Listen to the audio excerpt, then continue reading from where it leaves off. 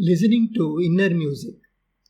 Have you ever tried listening to some wonderful music recital on your mobile phone sitting in a bustling marketplace? You know it is futile unless you are wearing noise cancelling earplugs. The surrounding noise would totally submerge the music coming from your phone. Either you have to move to a quiet place or use an appropriate device. I had a friend who had once spent some time in some meditation retreat in India. The first thing the participants were told was to abstain from any kind of communication with other participants during the retreat. That means that they cannot speak to each other, not even make any gestures, not the least any kind of written communication.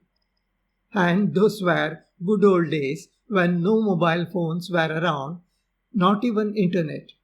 The participants were totally cut off from external world.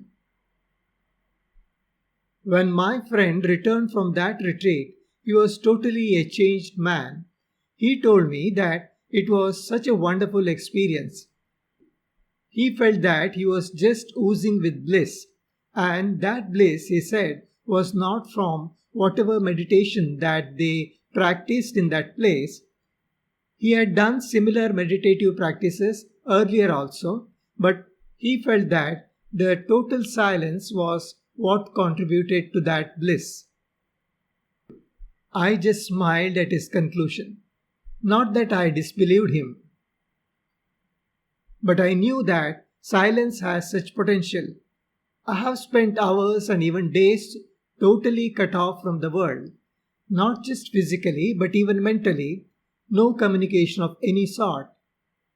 I did not do it as part of any meditative practice. Most of the times it was the circumstances or my own nature that put me in such a state. I have always undergone the same kind of blissful state which my friend had just discovered. But I never knew why such a thing happens till I read Tipitaka's ancient collection of Buddha's discourses. In one of the discourses, Buddha explains that when one spends time in solitude, he experiences immense bliss. Buddha does not elaborate much on why exactly that happens, but he explains it as a matter of fact. He even describes an incident in the early stage of his spiritual journey, a stage before he got realized. Buddha was living all alone in a dense forest outside a remote village. He had cut off all contacts with the external world. The villagers knew about him but never bothered to disturb him. They did not wish to intrude into his spiritual practice. One rainy day, it was late in the evening, suddenly there was thunderstorm. Lightning struck some trees in the vicinity and there was forest fire. The fire was almost in the place where Buddha was living in a small thatched hut. The villagers were worried about Buddha. What if he gets caught in the forest fire? So they ran to his place, anxious to save him. But when they reached Buddha's place, they found Buddha sitting peacefully in his hut, totally unmindful of whatever was happening outside. He had no idea about the thunder nor the forest fire, even though all of that happened very close to his hut. He was in his own world. Buddha says that such things are possible when you practice being all alone and enjoy the bliss that emanates from such a solitude. Your attention would be all focused on the inside and you would be oblivious of all external things.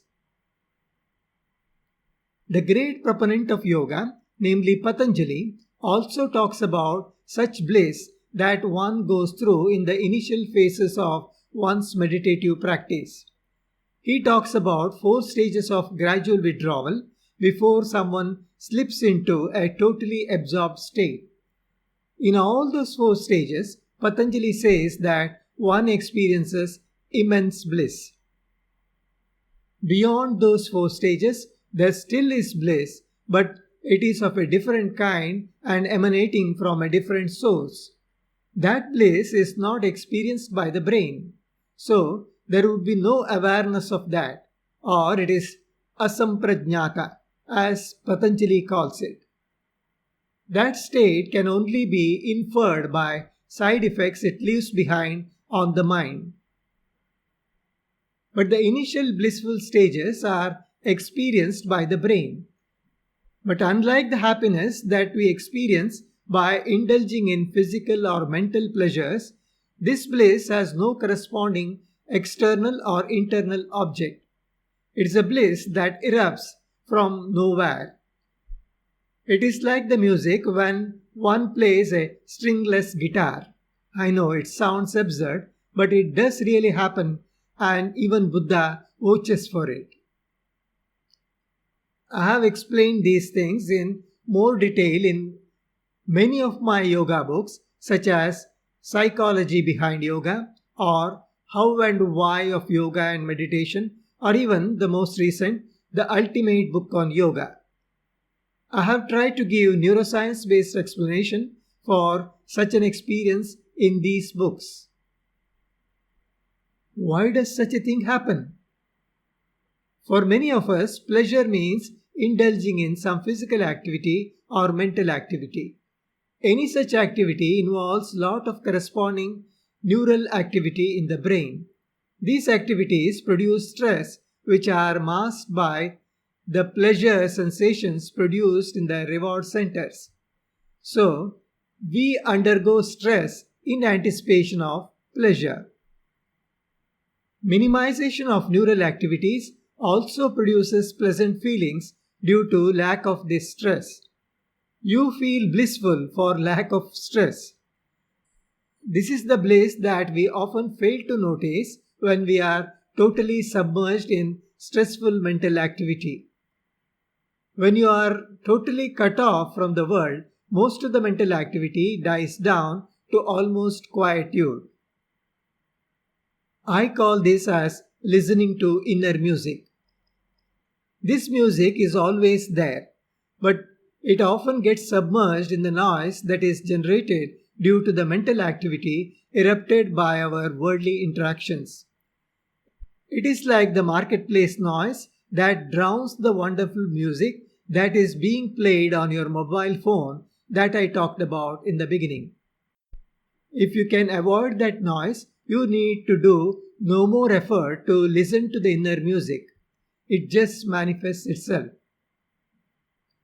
Have you ever listened to this inner music? At least in the recent corona days when you were totally locked up from the external world. I know you would have felt miserable in the beginning since our brain is habituated in submerging itself in all kinds of noise.